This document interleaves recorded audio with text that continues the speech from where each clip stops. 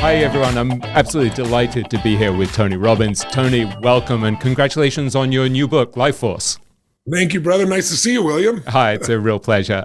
This book grew out of a challenge when your own health was suddenly in serious jeopardy. Can you tell us about the accident you had on a ski slope in Sun Valley, Idaho, I think about 8 years ago, and how that set you on a path to write this book?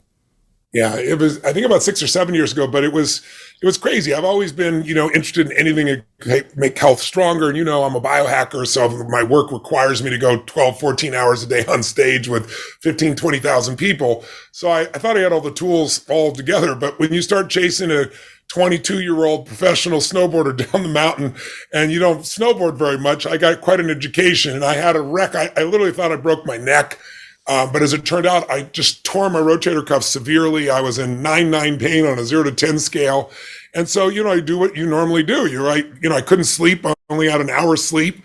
I reached out to as many people as I could. I found about pulse electronic magnificent frequency, PEMF. It's a mouthful, but it took the pain from 9/9 to 5 so I could sleep. And it can help you heal bones and nerves, but it wasn't enough. So I went to the doctors and, I went to 4 different doctors, every single one surgery. And I said, okay, well, what's the prognosis? Will I be able to do everything like usual? And they said, well, it could re-tear even after the surgery. You may not be able to lift your shoulder above your arm. And what's the recovery time? Well, 4 to 6 months of rehab. And I was like, wow, you know what I do for a living. I can't be walking a one-armed man going around with those people 10, 12 hours a day. So I said, there's got to be a better solution. And of course, I'd heard about stem cells like everybody else, and I'd heard a mixture about it. A lot of the doctors, I asked them about it, they don't work at all. And other people raved about them. So I called Peter Diamandis, who's one of my dear friends, and he's a rocket scientist, but also an MD from Harvard. And I said, listen, everybody in the tech business, people in the medical business, who should I talk to? And he said, you should talk to Dr. Bob Harari, who's now a partner and co-author in the book as well. And, it's kind of, I didn't know at the time, it's kind of like saying, you want to learn about basketball? Let me tell you about, introduce you to my friend LeBron James. 38 years ago, he helped discover what are now stem cells by giving old rats young blood and vice versa. And the old rats got younger and the young rats got older. And that led to really understanding stem cells. And so he said, Tony, listen, your stem cells, you don't want to do local stem cells out of your own body because after 40, 45, they drop off the cliff. So you don't want autologous, which means your own. You want to get allogenic, which is just a fancy word for other people's. But he said, you want young, powerful stem cells to heal this. This is a severe injury. And he said, you always go back to the surgery, but I would go do this. And he said, what you want? I said, well, I don't want fetal cells. He goes, no, you want 4 or 5 day old cells, which come in the cord or the placenta. He said, because that's what makes the baby. That's the force of life force. And so he told me where to go. I went down. I had 3 days of treatment, just an IV and a shot each day. The first day, I just felt tired. The second day, I had a cytokine response. Unfortunately, I knew what it was, so I didn't panic. I was kind of shaking and freezing for about 20 minutes. And then they said, listen, you're fine. Sometimes when you have that extreme response, you get even greater healing. We'll see. I went to sleep. And I left out a really important part of the story. The 4th doctor I went to not only told me about my shoulder, but he sat me down and said, life as you know it is over. Literally his exact words to me. And I was like, what? He said, let me show you your spine. You have extreme spinal stenosis. I'd had extreme pain for 14 years before that. And he said, Tony, this is not something just going to get repaired. One good jump, one snowboard accident, one thing on the stage, and literally you would not be able to walk again. And, if somebody hits you in the stomach and you're ready for it, no problem. I got to be honest with him. I was not ready for it. And it took me down for a few hours. And then my brain kicked in and it's like, I'm not willing to settle for no life. There's got to be the solution. So stem cells were it. So on day 2, when I woke up, not only was my shoulder perfect, and I've had the MRI obviously 3 weeks later, totally perfect, no surgery, no layoff for 4 to 6 months, but I stood up with no pain in my spine for the first time in 14 years. So that made me obsessed. I want to know everything about stem cells. And then I learned, William, that it isn't just stem cells. There is an incredible set of breakthroughs in precision medicine that I had no idea about. Most people have no idea about. And as a result of all the work I was doing, I was invited by the Vatican to come and speak. And believe it or not, the Pope every 2 years holds the largest conference in the world for regenerative medicine because it's not fetal tissue. So he sees this as a gift from God. He wants all the greatest doctors. And I didn't just do the cleanup speech. I went for all 3.5 days. And I saw things I never thought would ever be possible 20 years in the future. And I met an 11-year-old boy who was told he had 6% chance to live at 4, and he got stem cells from his brand new sister, and he's alive today. I met people sent home to go to either hospice or to die who went and got CAR T cells and are totally healthy today. And I don't know if you saw, but in Nature just this last week, it's 10 years since Dr. June came up with CAR T cells, these special cells that when people have tried everything else have been turning people around. And they never use the word cure. No cancer specialist does, but they're talking about it as a cure now because 10 years later, they still have these CAR T cells in. I met Jack Nicklaus there, the greatest golfer of all time. He was told he's supposed to have spinal fusion. He couldn't stand for more than 10 minutes without unbelievable pain. And, spinal fusion doesn't even work half the time. And so thank God he didn't do it. He did stem cells. And today he's 82 years old, plays golf again, plays tennis. And so I was like, the world needs to know this. So I went back and said, I went to Simon & Schuster and said, what I did with money where I interviewed the 50 best, financial minds on earth, the Ray Dalios, the Carl Icahns, the Warren Buffetts. I said, I want to do this with regenerative medicine. I want to show things that people have no idea are available right now that mostly only billionaires or wealthy people know, but it's not about expense. It's just knowing what's available and knowing what to ask for instead of being caught up in the just, normal standard of care. And they said, great. And then I went to Peter and said, why don't you join me and help me with this? And then I went to Bob and said, why don't you as well? You're both MDs. And so for the last almost 3 years, I've been working on this project, as you know, and it's been a labor of love. And then now I'm donating 100% of the profits as I did in my last 3 books. We're going to feed 20 million more meals. I've been feeding 100 million people a year for the last 7 years. We're up to 850 million meals. I said I'd feed 1 billion people, so this will help. And then we're also, the balance of the profits are all going to Alzheimer's, cancer, and heart disease research with some of the top doctors in the world. So I'm excited. But what we learned, William, was there are these breakthroughs. Like I know you know about CRISPR. Most people have heard of it. But these gene therapies and this gene editing is curing diseases that have never been cured before. Sickle cell anemia wiped out in a little girl who can't breathe. Sickle cell anemia is brutal. Kids that can't see getting gene therapy that can see again. Stem cells that are healing people that didn't have the use of their arms or legs, not to mention healing simple things like arms and shoulders and things that you go through for injuries in a sports athlete or an elderly person in a matter of days instead of weeks or months or longer. There's a new program that's out. The FDA goes through 3 phases, but so your audience understands, phase 1 is safety, phase 2 is efficacy, phase 3 is efficacy at scale. And then if you make it through that, you get approved. Well, it's a company that has a single injection. And if you have osteoarthritis, 1 injection, it stimulates this thing called the Wnt pathway. It causes your body to make stem cells that are like new, and it regrows your tendons in 11 months. No more arthritis, but more importantly, it's from your epigenome, from the initial instructions. And what it does is you end up with like 16-year-old tendons, even if you're 40, 50, 60, or 70 years old. There's a new test called a CCTA test that I got a phone call from my partners at Fountain Life. I have a group of doctors I've partnered with, and they have a group of centers, and one of them owns 12 hospitals. And he's selling them because he wanted to get into precision medicine instead of reactive medicine.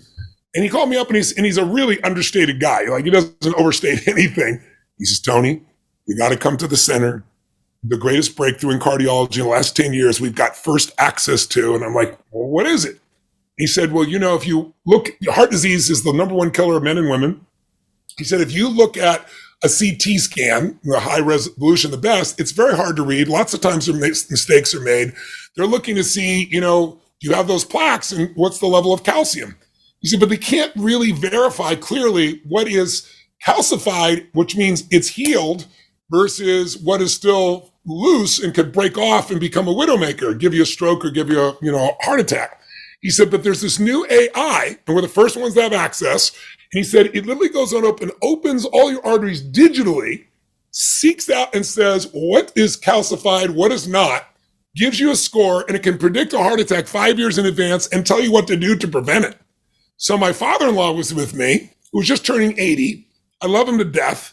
And he's a guy that's kind of a self-made man. He, had his own business, had a lumber business. But when you're getting 80, almost everybody around you starts saying, better arrange your affairs. And I've watched the last 2 or 3 years, more fear, more uncertainty in him. So I said to him, I told him what it was. I said, I'm going to go do this test.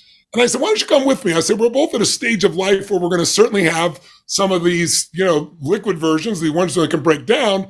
And I said, but they'll show us where they are in our bodies and it'll show us what to do. So he agrees with me. We go do the test, William. It's unbelievable. I'm better than I was 5 years ago. I'm in really great shape, but my father-in-law was perfect. He had nothing. I mean, he was like clean as a whistle. And you talk about changing your mindset. And then, we have this treatment that we've done for some of the greatest athletes in the world. I've had it done where they now can just scan your body for where connective tissue, where you've had an injury. I had this ankle I torqued years ago when I was on stage, and it was so bad. No matter what treatment I got, I finally gave up. If somebody came to give me a massage, even I'd say, don't touch it, because the nerve would fire off and I'd feel like electrical charges in my body, like electrocuting me. And they go in, they scan it, they see where the problem is, they see where the nerve is, they put this fluid in, like amnio fluid, like you were born with. It opens it and heals it, pops into place, takes like 10 minutes, and you can smack back on my ankle, no problem. Well, my father-in-law's had a real hip problem. That makes you feel old too when you can't walk for squat and it's painful. So after he does his heart, we're there. So they do his hip. Took about 25 minutes, 30 minutes. He walks out perfectly, no pain, smooth. So we get on the plane. You'll appreciate this, William. He's sitting across me like this, and he goes, Tony, he goes, these people talk about living 110, 120. I don't know if I buy that, but, my heart's perfect. I'm walking perfect. He said, I could live another 20 years. I could live to be 100 years old. He goes, you've only been married to my daughter 22 years. That's like a whole nother life. And like you've seen the whole complete change in him. You've got people like the Harvard professor who's, Dr. Sinclair, one of the most famous longevity experts in the world. He's 53, but chronologically, but he's 33 biologically. I've been doing what he taught me for about the last 8 months. I'm 62 in a few weeks from now. I'm 51 in my body, and my goal is to get it down into the 40s. So we're living at a time where you can do simple things that cost you nothing. You can use technology, and the price is dropping because the same technology that we used to use to make the price of anything, the power goes up, as every 18 months by 100%, and the price drops by 50. Well, we're all code. So now billionaires are spending more money than any time in history. They want to live forever. And scientists and technology are coming together. And these things that sound like magic or science fiction are happening right now over the next 24 to 36 months. So I wrote this book to give people answers, because at least once a week, I get a phone call from somebody, or once every 10 days, somebody's got cancer, somebody had Alzheimer's in their family, somebody's had a stroke. And I wanted to be able to bring them real answers, not just the standard of care. And the way I did it was interview 100, just like I did Money Master Game, interview 150 Nobel laureates, scientists, some of the best doctors on the earth in regenerative medicine. So we brought that forth. And then again, making it available to anybody so they can not only change their own life, but perhaps change or even save the life of someone they love. For me, one of the most valuable lessons in the book is that we should also really take advantage of these stunning advances in diagnostic technology, so you can detect problems early. And actually, thanks to you, I went to San Diego, I think, and had my CT scan done and a full body MRI and my genome sequenced. Can you explain why it's so important to diagnose problems early? I remember, for example, reading in the book that one study showed, I think, an 89% chance of survival if you detect cancer early versus something like a 21% chance of survival if you detect it at a late stage. Yeah, you're hitting the nail on the head. So, the Cancer Society did another recent study with 100,000 people, and it came out with a fundamental precept, which is if you find something at stage 3 or 4, you have an 80% chance of dying. Now, I prefer the 20% chance of living and figuring that out, but that's how they describe it. And it's true, it's just much harder. If you're at stage 1 or 2, you have an 80 to 99.9% chance of living. In some cases, 100% chance of living. And so the idea is catch it little. Now, the problem is most people think, and I have to admit, I was one of these people. I don't want to get in that medical system. And what am I going to go to a physical for? They're going to pat my knee, listen to my heart, look at my ears, make me cough. That's the same shit they did 80 years ago. It's like, if health is the new wealth, I want to focus on health, but without knowing what's going on, you can't, because we're overly optimistic. And if you find something when it's little, you can handle it so easily. So for example, the book is filled. It's really an emotional book while you're getting these tools, because we tell you the stories of these heroes that have created these gigantic breakthroughs. And almost all of them have one thing in common. They lost a wife or a husband or a child or someone close to them, and something inside them snapped and said, I'm not going to settle for standard of care. And they spent the last 10 or 20 or 30 years coming up with answers that now you and I can use today because of them. And one of them around cancer, since that's one that so many people have fear about, with cancer, there's a new test besides the MRI, which can do, across the blood-brain barrier. Like I said, the biggest problem with cancers is, we have mammograms, we have colonoscopies if people do them, but most of the cancers that kill you are the ones we have no tests for. Now there's a single blood test. This man lost his wife to cancer, and you can do this test, and it gives you 50 different cancers in your body before there's any symptoms. Yeah, and this is amazing. Grail is the company. What's that? This is Grail. It's an amazing test, and it's probably going to be $1,000 or something to catch. I think it's going to be $650 soon. I think the price is already coming down. It's brand new. But I'll tell you what, to be able to know for sure where you stand is priceless. But I'll give you an example. We had a guy that came to our Fountain Life Centers, is the name of the centers we have across the U.S., and we're opening one now in Abu Dhabi. We had a guy come in, his wife pushed him. He'd already done his physical, and most physicals don't go deep, but his doctor was good. He did blood tests on him, urinalysis. So I'm totally fine. But my wife's requiring it, so he pushed him. So we do his tests, and guess what we find out with a Grail test? He's got bladder cancer. Just the beginnings of it, thank God. So guess what? It's an outpatient treatment, took 20 minutes, he's got zero cancer, and he's totally fine. Versus trying to catch it later by the time he finds the symptoms, and now you got a real challenge. The same thing with a CCTA test. I'll tell you another one. You're my friend, you know my life. Many years ago, 53 or so, I'd be on stage, and all of a sudden, I don't have any notes. I go 12 hours a day, 5 days in a row, right? I'm here in the audience. I'm responding what's happening. And suddenly, I not only felt exhausted, but I was like, why was I telling that story? Where was I going? I've never had that in my life. I was like, I'm 53. This can't be dementia. I mean, what's going on here? And I didn't know till I came back from London one day, flew in, got home early in the morning, went out to the jacuzzi. The sun was rising, got out of the jacuzzi and collapsed. And what happened is I got up, they took me to the hospital. I lost a third of my blood supply like that because I had mercury poisoning. And where'd it come from? I was a vegan for 12 years. Then I went for the next 10 and just did, I didn't want to just eat. I wanted to eat something that gave me a little more protein. So I just went with only fish, but I was very disciplined. You know me. So it'd be salad and fish, but it was swordfish and tuna. And they're 75-year-old fish. They eat the younger fish and they absorb all of their mercury. And we polluted our oceans so badly.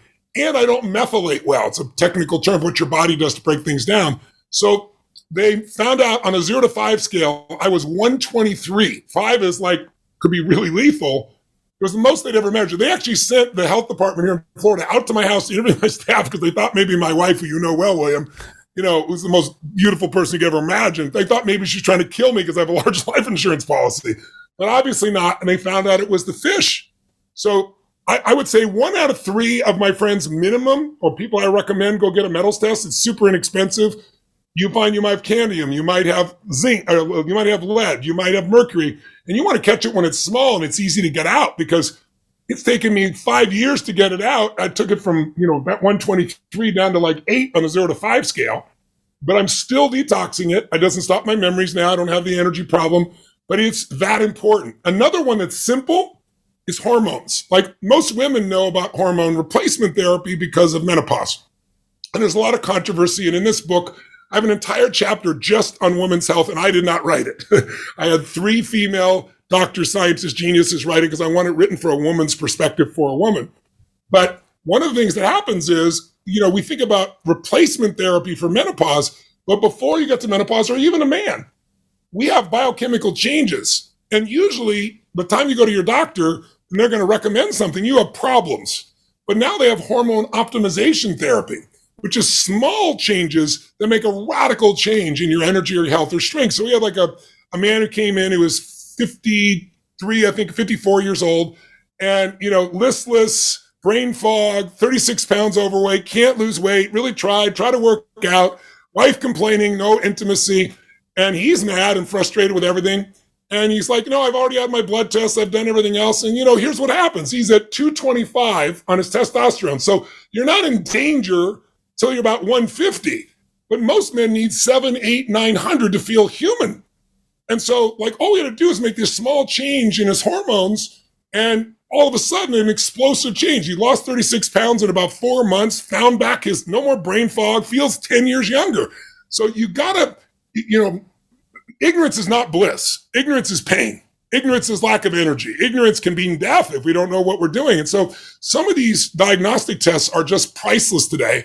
And like I said, you can easily see how fast you're aging today, right? Because your age and the rate of aging could be different. You could be aging faster than your age or slower than your age. And now we're learning things that can actually slow the process down. And scientists believe they're going to be able to actually reverse what we're experiencing in aging.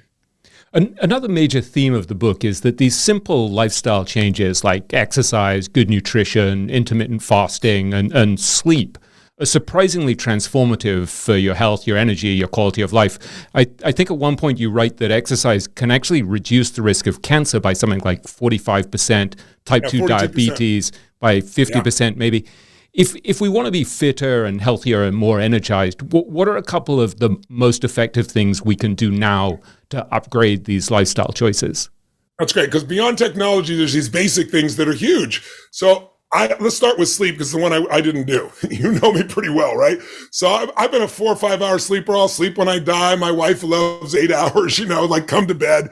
And I was writing the sleep chapter on the research I did at 6:30 in the morning, having to be up in 3 hours. And I was like, something's wrong with this picture, right? But the man who changed my view of it was Dr. Walker. He's the head of neurology there at UC Berkeley. He's kind of like the sleep guru of the world. For Google, he's the sleep guru. He's just a genius. And he got my attention. And he said, Tony, I know everybody has varying needs. And he said, I know you think you don't need much, but let me give you a study done on 1.6 billion people. I said, there's no such study. You couldn't coordinate that. He goes, I didn't need to. He said, 70 countries have daylight savings time. And here's what we've learned around the world. When we spring forward and lose an hour, just 1 hour of sleep for the next 3 days, no matter what country you go in, the average increase of heart attacks is 24% for those 3 days. So the body catches up.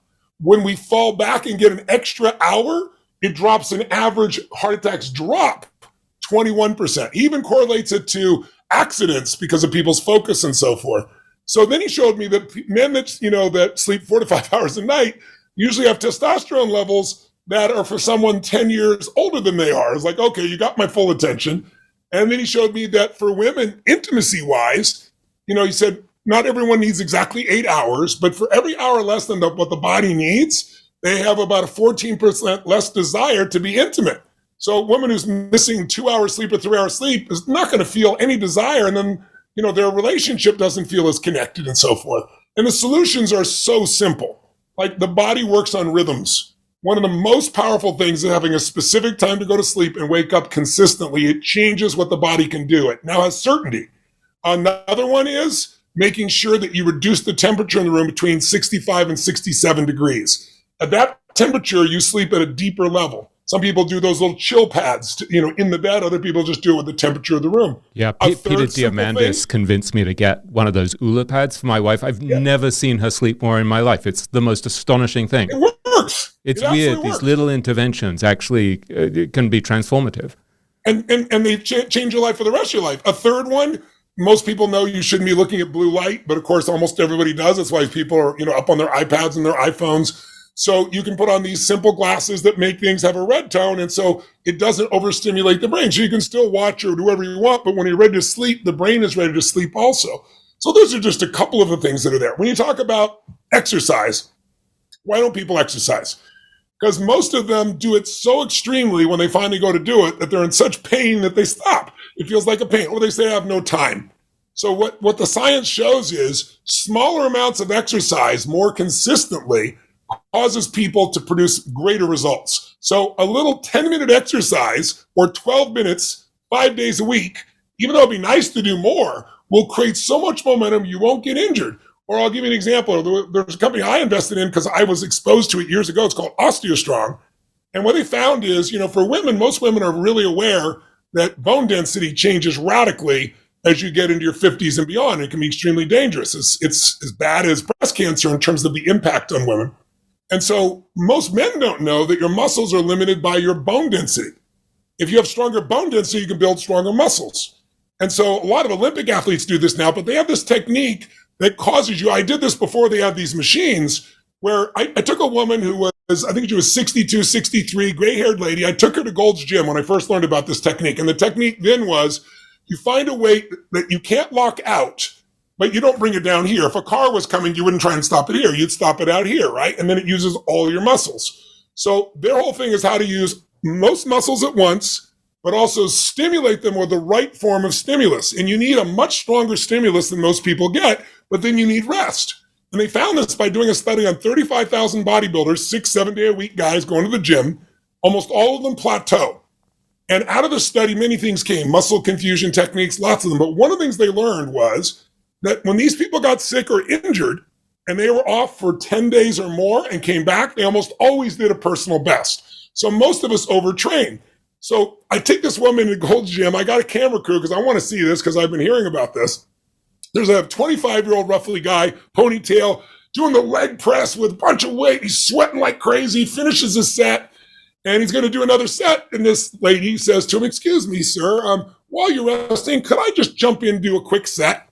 And, we got a camera crew there, and this guy looks up like somebody's punking him. She gets down and says, "Would you add 150 pounds? Literally added 150 pounds above this 25-year-old kid, right? Because she's not starting her legs back here. It's out here, not locked. And it stimulates all of this at one time.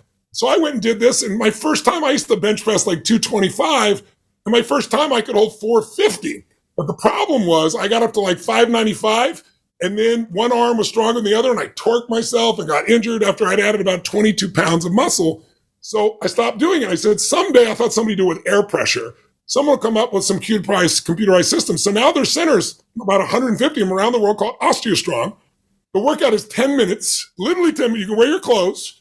You might not even break a slight sweat, but you go in and you do these 15-second exercises on 4 devices. You're done in less than 10 minutes.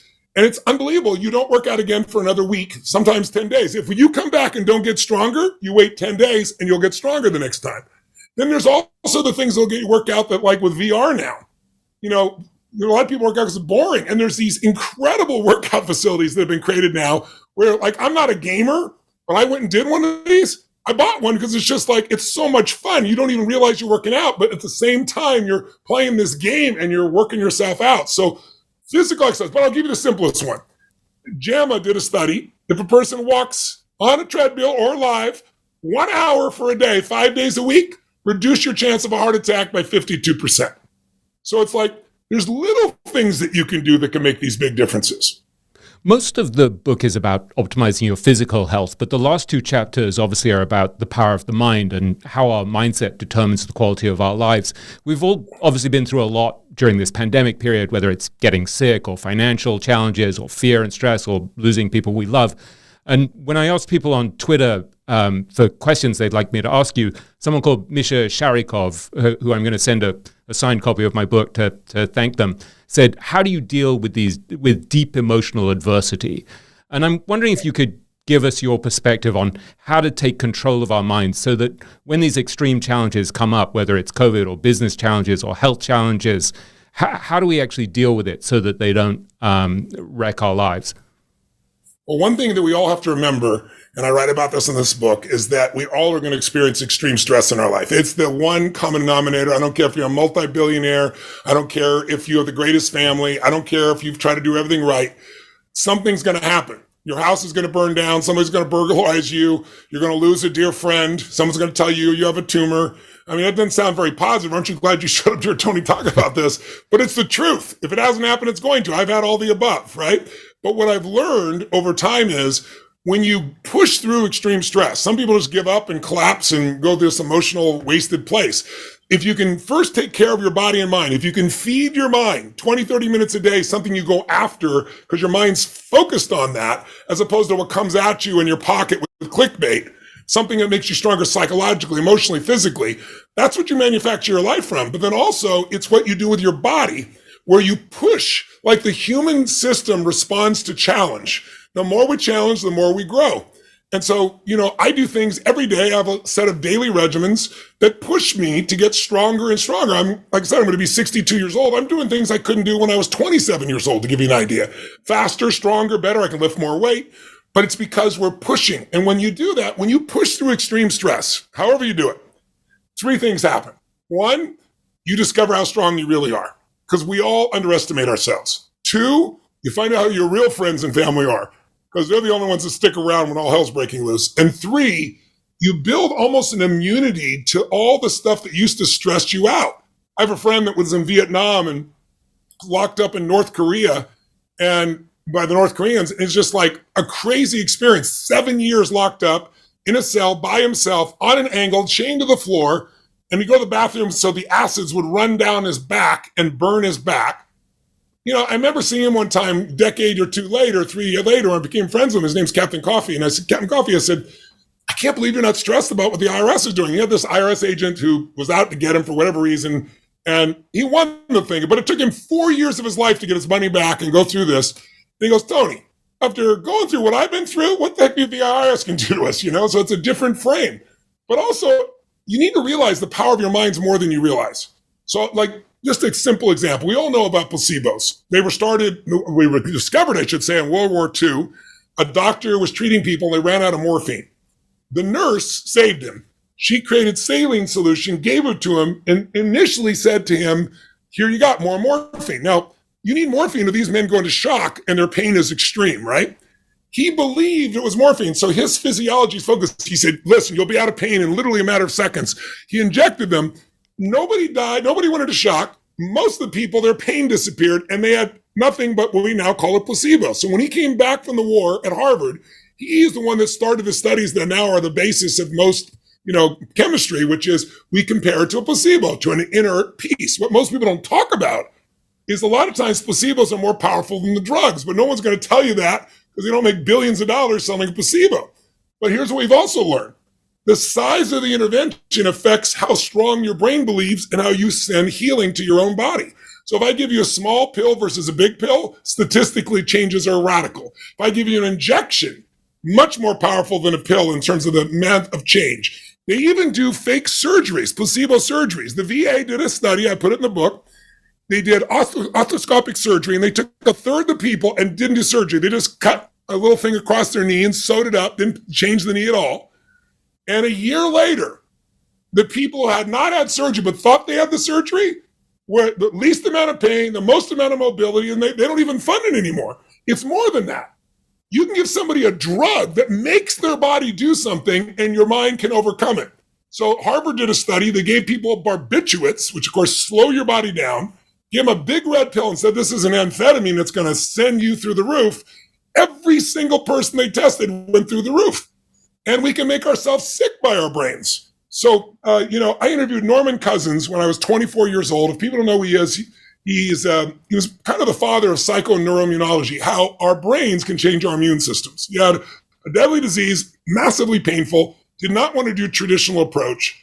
And so he decided he was going to laugh himself into health, which sounds absurd. They made fun of him at the time. He's a genius of a man. And now there's buildings with his name on it. He's one of the fathers of psychoneuroimmunology. But he watched these and the pain disappeared, but also his immune system kicked in and was cured of the disease. He wrote a book called Anatomy of Illness. I interviewed him when I was 24. He said, Tony, it's more than you think.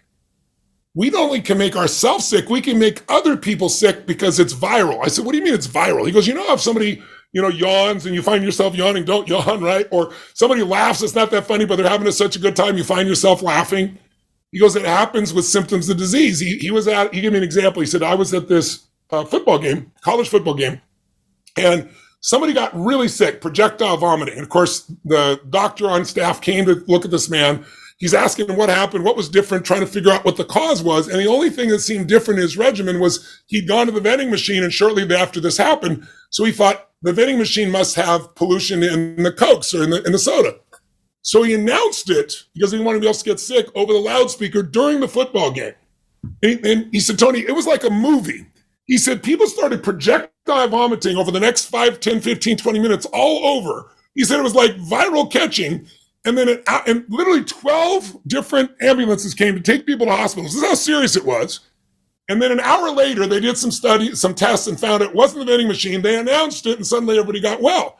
Well, I'll give you the modern example of that. CDC, most people are worried about COVID, obviously. COVID deaths are mostly had in those who have comorbidities or someone who's highly aged. But we now know the number one risk factor other than age is obesity. 79.8, call it 80% of the people have died of COVID were obese and has comorbidities that come with it, something we could do something about. But I couldn't believe it. This is a CDC study I put in the book because everything is documented, otherwise you wouldn't believe it. CDC says the number 2 risk factor of dying of COVID, anxiety and fear. Because literally your fear can shut down your immune system. Your fear can change your heart rate. Your fear can change your oxygenation level. It changes it all. And yet most of what we've done, unfortunately, in our media is create more and more fear about this. These people aren't bad people. They're doing their job. They're trying to enrich their shareholders by getting more eyeballs. And unfortunately, the news knows we're not here to inform you. We're here to startle you. Your child may die of drinking water. Film at 11. Everybody watches, right? So you got to take control of your own mind. And the 3 ways I talk about how to do that just real fast is your decisions control everything. But the most important decisions are often made unconsciously. So one of those is, what are you going to focus on? Most people let their focus go wherever their phone, the people around them make it go. And whatever you focus on, you feel, even if it's not true. If you're worried about your kid and you think, oh my God, they could have done this and died, while you're thinking about it, you feel sick to your stomach. Later on, you find out they're okay and you're okay. Focus equals feeling, but there are patterns of focus. So one of the things I teach people in seminars is I'll ask people, we all have patterns. Where do you tend to focus more, on what you have or what's missing? I know you do both, but which more? Well, during COVID, there's no question. And even with achievers, they tend to obsess about what's missing. And what does that do? It doesn't matter how smart you are. You cannot sustain happiness when you're constantly focusing on what's missing. Second one, you tend to focus on what you can or cannot control. Well, there's tons in life you can't control. There are things you can and the things you can influence. With COVID, it's gone crazy. Most people focus on what they can't control. Do you focus more on the past, the present, or the future? Well, a lot of people focus on the past, some the present, some the future. But if you're focused on the past you can't change, or a future that you imagine that's worse, imagine, I ask people all the time, I say in an audience, 15,000 people, I'll say, how many of you know someone who takes antidepressants and yet they're still depressed? 80% of the people raise their hand. How's that possible? Well, you look at the side of the box and it says create suicidal thoughts. That's a clue. But all they're doing is numbing the emotion. They haven't dealt with the source of it. If you're constantly focused on what's missing, what you don't have, what you can't control, and the past, you're going to be pissed off, angry, sad, or depressed, or some combination thereof. So changing those 3 patterns literally can change your whole life. You also have this very helpful technique that I've found myself using. Actually, I used it earlier today, you'll be happy to hear, which is the 90-second rule. Can you explain how you use that? You did that, William. I did it because I got a message that you could only talk to me for 45 minutes. I was like, I can't believe that. By the way, they just told me they pushed it back 10 minutes. So thank God, because I looked at the phone. That's great news. So literally, I thought there was a kind of symmetry to the fact that you were annoying me, and I was like, I'm going to use his technique to calm myself down, and the bloody thing worked. So can you explain how it works, please? Sure, I will. And I'm really sorry. I've just done 18 back-to-back pieces. No, I totally understand. You're a priority for me. That's why I wouldn't let them cancel you. They said we got to cancel. I said no way, not for William. Thank you. The idea is this. Most people, are focused on, like we said, what they don't have, what's missing, right? Most of us, what's wrong is always available. So is what's right. But unfortunately for human beings, most of us think we're going to be happy when someday something works out a certain way, or if you'll just behave the way I want, or if I'll behave the way I want myself to behave. But humans have variability, right? I've got 105 companies. What are the chances right now somebody is screwing up out of the thousands of employees on 3 continents? About 100%, if my definition of screwing up is doing something different than I think they should. So all I had to do is pick up my phone to be stressed out and begin to realize my happiness is pretty cheap, right? Because I get good news, bad news, you're in between it all. And one day I met this friend of mine in India, and he taught me this simple principle. He said, my spiritual vision is to live a life where what you talk about, Tony, living in a beautiful or peak state is what I call it. He goes, I call it a beautiful state. What you call a peak state is an high energy state, love, joy, determination, loyalty, commitment, appreciation, right? Drive. These are all high energy states. And when you're in them, you do the right thing. And then there are states he called suffering. I didn't like this because I didn't think I suffered, right? I'm not a sufferer. But he said, you talk about lousy states. And when people get in those low energy states, frustration, anger, sadness, worry, envy, overwhelm, we do the wrong things. And he said, I just started thinking, what if it didn't matter what happened in my life externally, I prefer it to be a certain way. But my view was, I'm going to live in a beautiful state. Some of these high energy states doesn't mean you're happy every moment. It might be driven. It might be hungry. It might be, appreciative. It might be grateful. It might be fun. It might be love. So it's not just I'm happy all the time, because that's BS. You're not all the time. Meaningful it could be. He said, but I'm going to live in that most of the time in my life. I'm committed to live in that state. And I was like, I love that. I'm going to steal that. He goes, I stole all your stuff. You can steal it too. So I said, but I would change the language for me at least. I would say life is too short to suffer. And there's always things you can't control. There's always things you wouldn't prefer, but we make them life and death instead of it's my preference. And that's why relationships get messed up and everything else. So in the book, I describe this process of how to identify what triggers you and how to extract it from yourself. But eventually you start to create what you describe, which is the 90-second rule. And it's like a game. It's like you can get out of suffering, anger, frustration, sadness, whatever, in a second with a perceptual shift. And the number one perceptual shift is appreciation. Or it could be gratitude, or it could be love.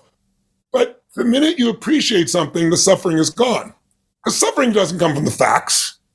Suffering comes from your perception of the facts. So if you said to me, I'm so upset my mother died, well, if that happened in the last 2, 3, 4 weeks, it's understandable. It was a year ago. You're not suffering because your mother, you're suffering because your mother shouldn't have died in your perception, right? And that, you can tell me all day long what your perception is and you keep suffering, or you can shift it. And so you learn to value your happiness more than anything else, because happiness is a power. All the studies show, and I know you've seen them, William, because we've worked together like on the financial side as well. It's like, I don't care how much money you have. If you're not fulfilled, if you're not happy, happy people live longer, happy have longer relationships, happy people are healthier. It is a power, but in our culture, we kind of poo-poo happiness to show how sophisticated we are, that we don't get sucked into feeling good about things and so forth. That's idiotic. That's stupid. That's ignorant. And I try to tell people, ignorance is not bliss. Ignorance is pain. Ignorance is poverty. Ignorance can be death, because you're ignorant to the things that could be changing your health or your vitality. So that's really what we're really talking about, the 90-second rule. And I give people different techniques to break the pattern. I'm glad you used it today. That's awesome. Yeah, it was weirdly helpful, I have to admit. I encourage people to read that part of the book. It actually works. To talk a bit more about this issue of money and happiness, in the final chapter of Life Force, you write, when I interviewed more than 50 of the most successful billionaire titans of finance for my book, Money Master the Game, there were only a handful that appeared to be truly consistently happy. And I don't mean fake happy. I mean living in a state of gratitude, appreciation, and able to find meaning in problems and challenges.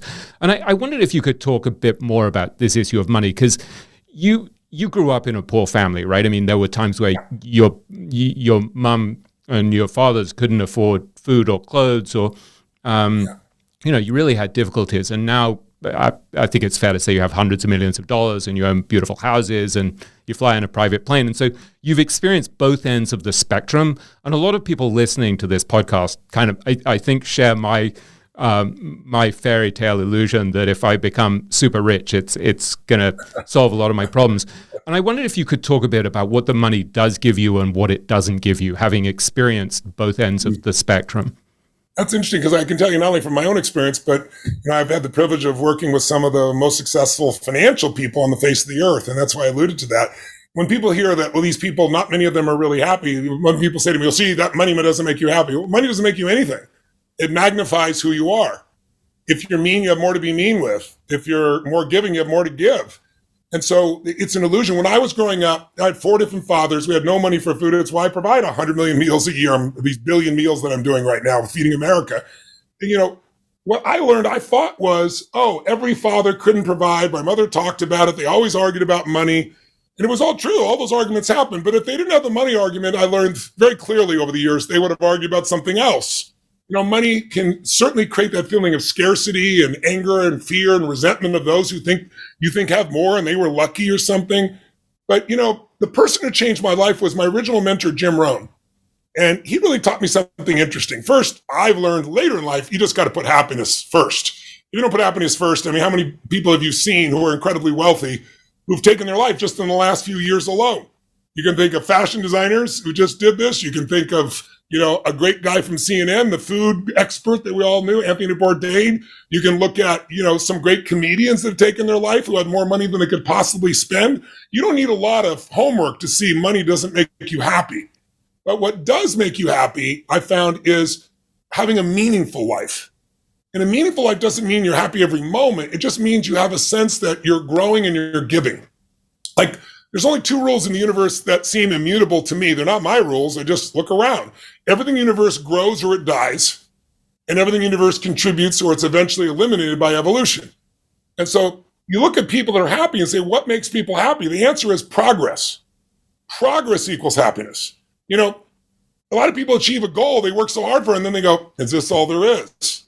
That's horrible. That's worse than failing, because most of us, when we fail, we pick ourselves up and go for it again. But if you've succeeded and you're unhappy, you're screwed, basically.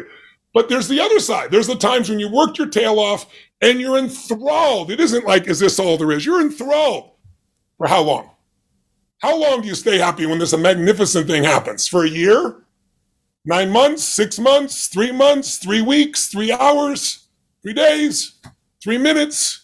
Most people are somewhere between 3 hours and 3 months max. And the reason I believe is you can't sit at the table of success too long or you get fat and tired and exhausted and bored. We're meant to grow. When we no longer grow, we pretty much disappear. Men, there's a statistic in life insurance that's well known. It's different for women. Men, after they retire, die on average within 5 years. Women don't retire because kids, they think about everybody, taking care of everybody, doing all those things. They have multiple areas. Now, if you retired and took on a new project that really matters, that's a different thing. But we are meant to have a meaningful life, which means we got to make progress. If you're not to your goal yet, but you just started losing weight, or you start like you're helping people take control of their finances here, right? You start to put a plan together and you start to make progress, you're going to get excited. Getting there is not what you think it is. I remember I was on stage at the Continental Center in New York.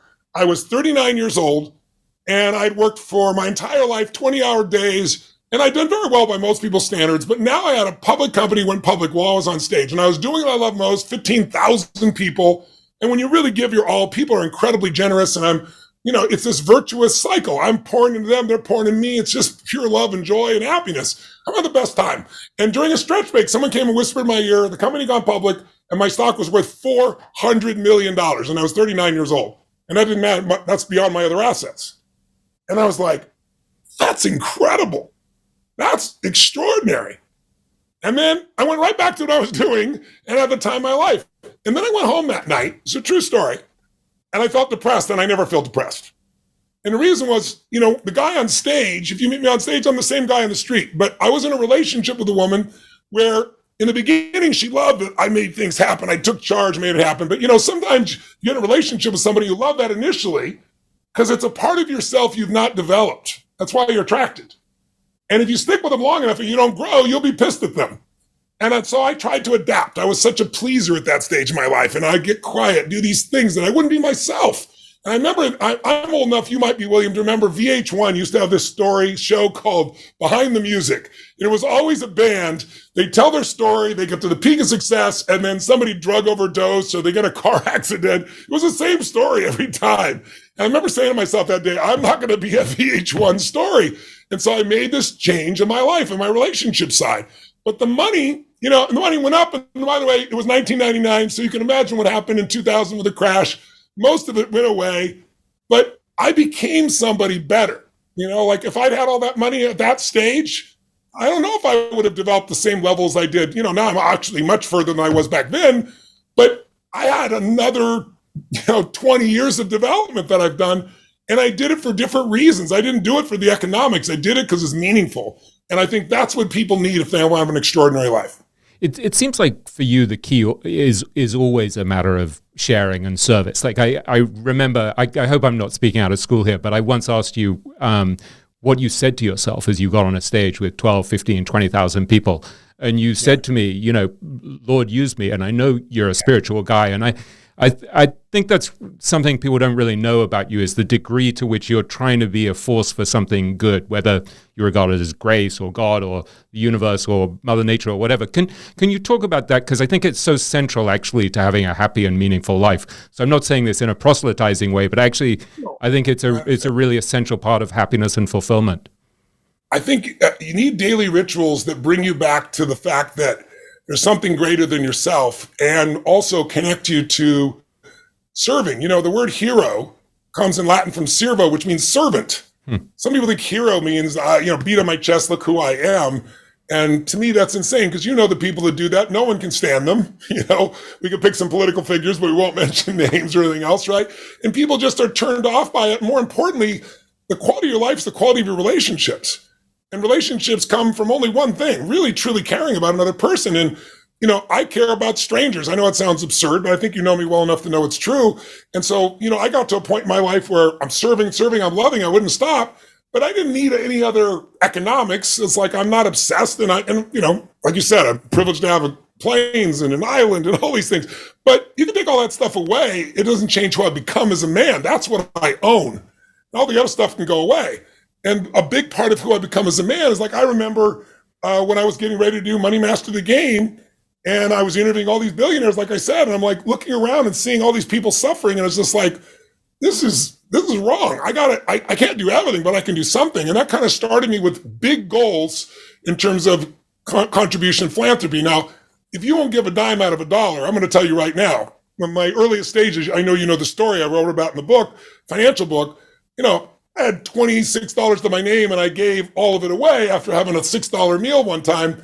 Well, I won't bore you with the story, but it changed my life because I had no money for food, no money for anything, but I was free because when I got out of scarcity. But if you don't give a dime out of a dollar, I can promise you, you're not going to give 10 million out of 100 or 100 million out of a billion, never in a trillion years. I hear people all the time say, well, it's great people like you do that. When I'm rich, I'll do it too. Bullshit, right?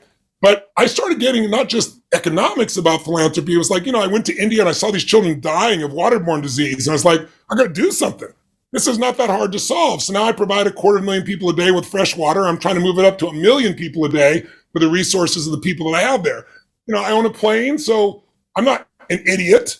I know this has a carbon footprint. So I found out my carbon footprint is, 3,000 trees. So I was like, I didn't just buy 10 years worth of carbon, credits by, putting the money down to grow more trees down in the South America. But I also said, I'm going to plant 100 million trees. I'm at 71 million right now. You look around and hunger is the biggest challenge. I'm going to provide 1 billion meals. And now I've got a 1 billion meal challenge for sustainability I'm doing with the X Prize. And I've got the heads of the UAE to be my partners on. So it's like we have a $20 million prize to figure out how to solve this on a world level. So when you start having those goals, then the reason I do my businesses, and I've done them well, I love the challenge. I love making things that are extraordinary. But what I love most is seeing the impact on people's lives and then seeing how I can utilize those resources to do things that can shift the quality of life for people I don't even know. And there's been studies done. I wrote about it in Money Master the Game, where they can study, they can see the hormones triggered in you just from your saliva. But, like you're at Starbucks and you're not rich and you just decide, I'm going to buy the next 5 people or 10 people their coffee. You don't know who they are. The high that you will get from that, you can find 5, 6, 7 hours later in most people. And you going and getting some toy for yourself is great. I mean, it's nice. But things don't give sustainable fulfillment. What gives sustainable fulfillment for people is growth and giving. If you're growing and giving, you're going to have that fulfillment. So it's not that I'm such a good guy. It's just I've discovered what life's about. And early in my life, fortunately, I was wired with a high level of empathy, and it made me care about strangers. And now that gift just gives me a gift because if I died tomorrow, I've had the greatest family. I'm not planning on dying tomorrow. I've had the greatest life. I've been blessed beyond compare. I've worked my ass off to do it, beyond what most people would dream of. And I've had the rewards that go beyond money or beyond fame or fortune or all that bullshit. I have the reward that every man and woman deserves. It's the one you earn with yourself. Because you know, regardless of what other people know, who you've become. You know where you started. You know where you are. And self-esteem, I hate the term, it's overused, but esteem for yourself does not come because everybody tells you you're great. You can hear that 1 million times and think you're not great. You can be told by everybody you're an idiot, and you go, I'll show you. I'm going to show you who the hell I am. It has nothing to do with what people say. It's do you face challenges regularly and find a way to overcome? That's what's going to raise your own sense of identity. That's what's going to give you inner pride, not ego pride.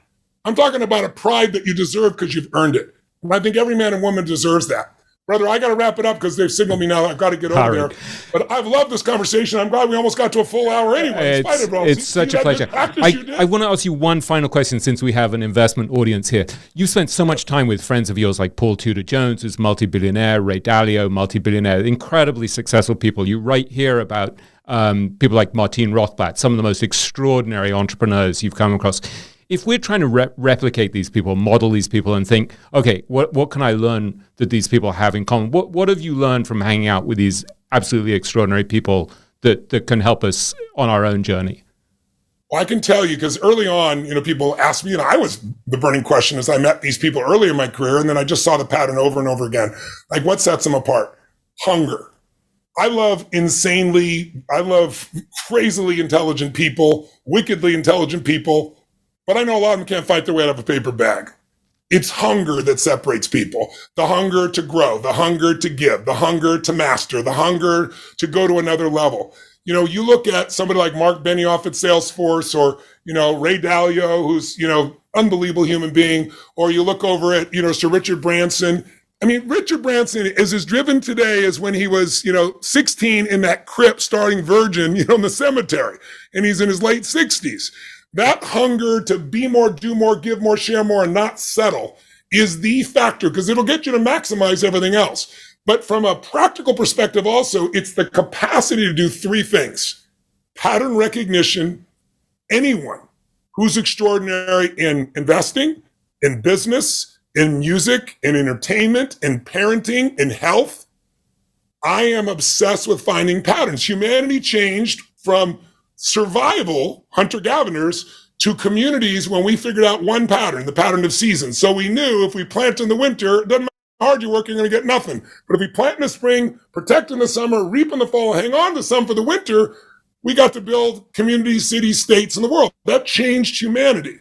So pattern recognition, the best are good at pattern recognition in their area. Ray's unbelievable at this, right?